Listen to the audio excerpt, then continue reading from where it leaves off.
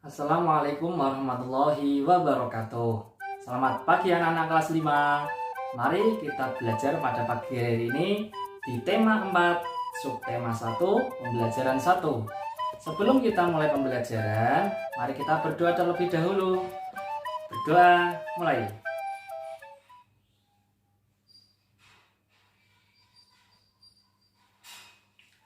Terima kasih. Nah, sebelum kita mulai pembelajaran, mari kita lihat video pembelajaran hari ini. Mari kita simak bersama. Terima kasih. Anak-anakku kelas 5, materi kali ini yaitu tentang peredaran darahku sehat.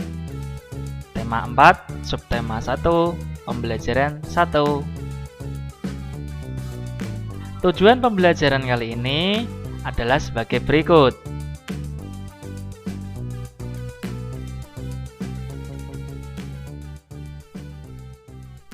Anak-anak, adakah di antara kalian yang memiliki hobi bersepeda?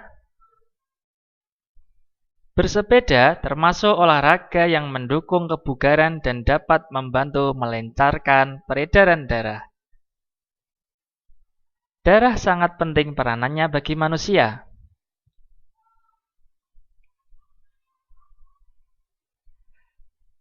Darah terdiri dari cairan yang disebut plasma darah dan sejumlah butiran yang disebut sel-sel darah. Plasma darah merupakan penyusun darah terbesar. Sel-sel darah manusia terbagi atas 3, yaitu sel darah merah atau eritrosit, sel darah putih atau leukosit, dan keping darah atau trombosit.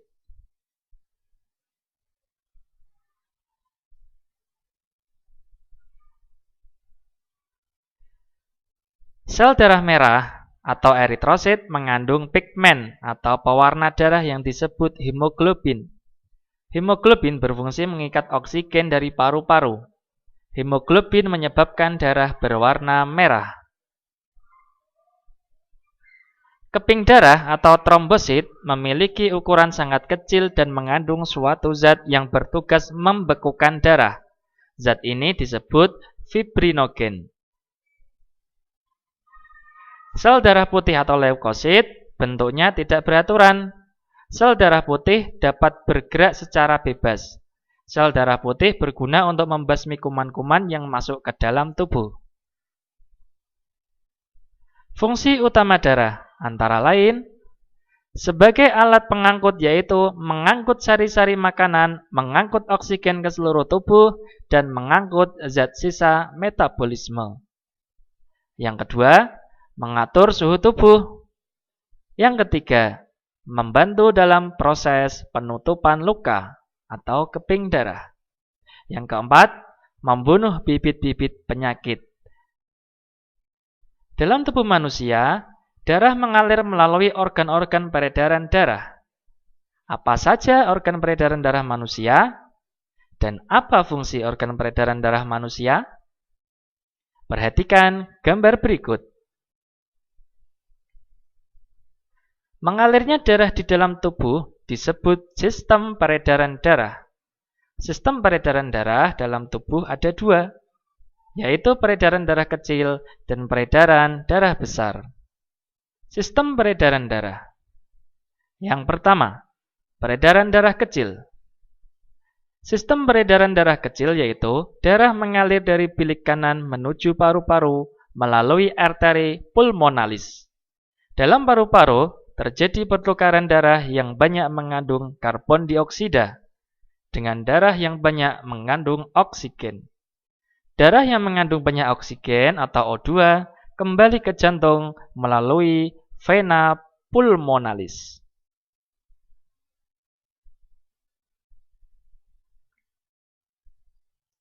Peredaran darah besar. Sistem peredaran darah besar yaitu darah yang banyak mengandung oksigen mengalir dari bilik kiri jantung ke seluruh tubuh, kecuali paru-paru, melalui arteri besar atau aorta. Selanjutnya, terjadi pertukaran darah yang banyak mengandung oksigen dengan darah yang mengandung karbon dioksida di seluruh tubuh. Darah yang banyak mengandung karbon dioksida kembali ke jantung melalui vena ke serambi kanan.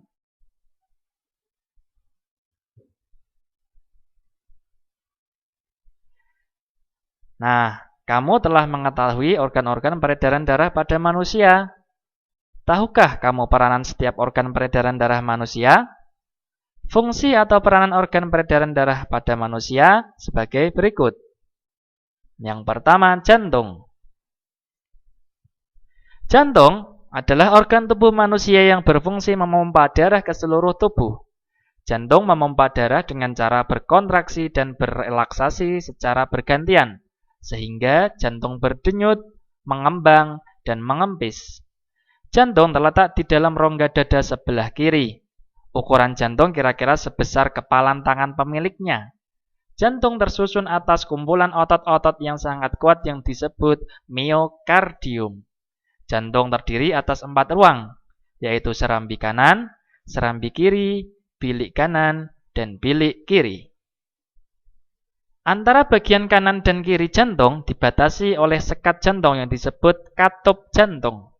Katup jantung berfungsi untuk mencegah bercampurnya darah yang mengandung oksigen dengan darah yang mengandung karbon dioksida. Otot penyusun bilik jantung lebih tebal daripada otot pada serambi jantung. Hal ini disebabkan tugas bilik jantung lebih berat. Tugasnya yaitu memompa darah keluar dari jantung ke seluruh bagian tubuh.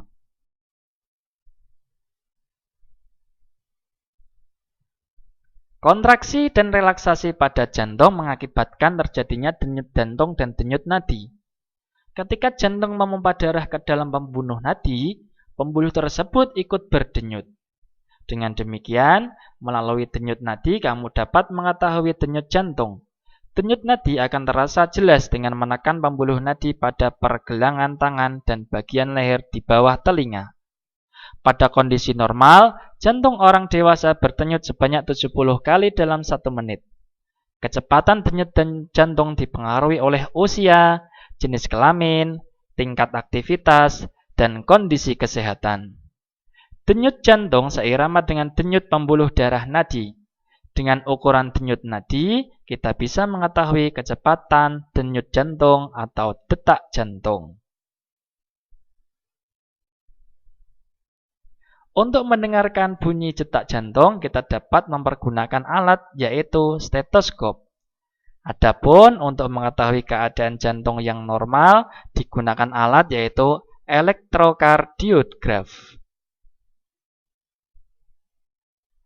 Tekanan darah manusia. Yang pertama, tekanan diastole.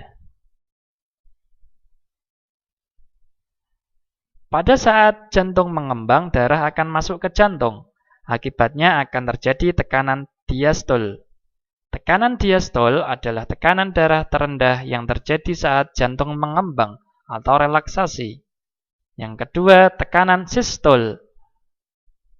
Pada saat jantung menguncup, darah akan dipompa keluar jantung. Akibatnya akan terjadi tekanan sistol. Tekanan sistol adalah tekanan-tekanan darah tertinggi yang terjadi saat jantung menguncup atau kontraksi. Yang kedua, pembuluh darah.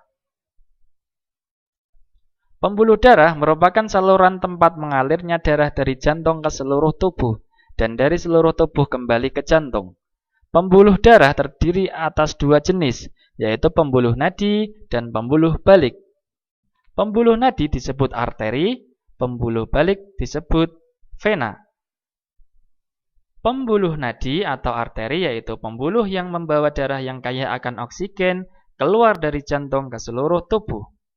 Pembuluh nadi yang paling besar disebut aorta. Pembuluh balik atau vena yaitu pembuluh darah yang membawa darah yang kaya akan karbon dioksida dari seluruh tubuh menuju jantung. Pembuluh nadi dan pembuluh balik bercabang-cabang. Ujung cabang pembuluh terkecil disebut pembuluh kapiler. Pembuluh kapiler sangat halus, berdinding tipis, dan berpori. Dalam pembuluh kapiler ini terjadi pertukaran 2 zat, yaitu antara oksigen dan karbon dioksida. Panjang seluruh pembuluh darah manusia jika dihubungkan dari satu ujung ke ujung yang lain dapat mencapai sekitar 160.000 km. Perbedaan pembuluh nadi dan pembuluh balik.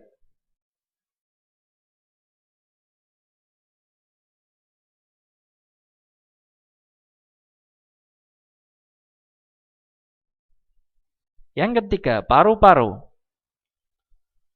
Paru-paru juga memiliki peranan yang penting dalam proses peredaran darah. Dalam proses peredaran darah, paru-paru berperan sebagai penyuplai oksigen ke dalam darah. Darah yang telah diedarkan ke seluruh tubuh tidak lagi mengandung oksigen, akan tetapi banyak mengandung karbon dioksida. Setelah kembali ke jantung, darah yang akan mengandung karbon dioksida tersebut dipompa ke dalam paru-paru. Selanjutnya, karbon dioksida diambil dan diganti dengan oksigen melalui proses pernapasan. Paru-paru terdiri atas ribuan tabung bercabang. Tabung bercabang yang jumlahnya ribuan semakin ke ujung semakin mengecil. Pada ujung yang mengecil terdapat kantong udara.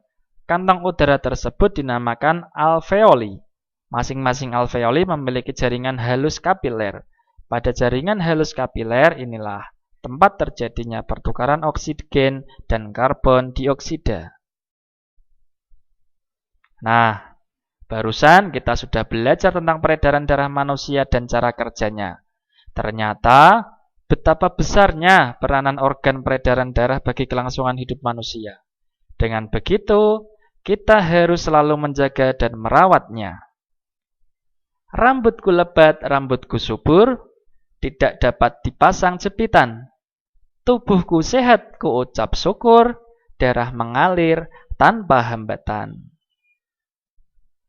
Untuk mengungkap rasa syukur kita atas kesehatan yang telah diberikan kepada kita, salah satunya dapat melalui pantun seperti di atas. Pantun. Pantun merupakan salah satu jenis puisi lama yang sangat luas dikenal dalam bahasa-bahasa Nusantara. Pantun dibuat untuk menyampaikan nasihat, menyatakan rasa sayang, ajaran budi pekerti, dan moral untuk kepentingan sosial, serta untuk hiburan atau kejenakaan semata. Secara keseluruhan, bentuk pantun hanya terdiri dari sampiran dan isi. Sampiran merupakan kata-kata dalam dua baris pertama atau baris ke-1 dan ke-2 di setiap bait. Sedangkan isi merupakan kata-kata dalam dua baris terakhir atau baris ke-3 dan ke-4 di setiap bait. Perhatikan pantun berikut. Rambutku lebat, rambutku subur, tidak dapat dipasang jepitan. Dua baris tersebut adalah disebut sampiran. Kemudian, tubuhku sehat, ku ucap syukur, darah mengalir tanpa hambatan. Dua baris terakhir, yaitu baris ke-3 dan 4, disebut isi. Terima kasih. Berikut tadi adalah pembelajaran tema 4, subtema 1, pembelajaran 1. Selamat belajar dan semoga bermanfaat. Wassalamualaikum warahmatullahi wabarakatuh.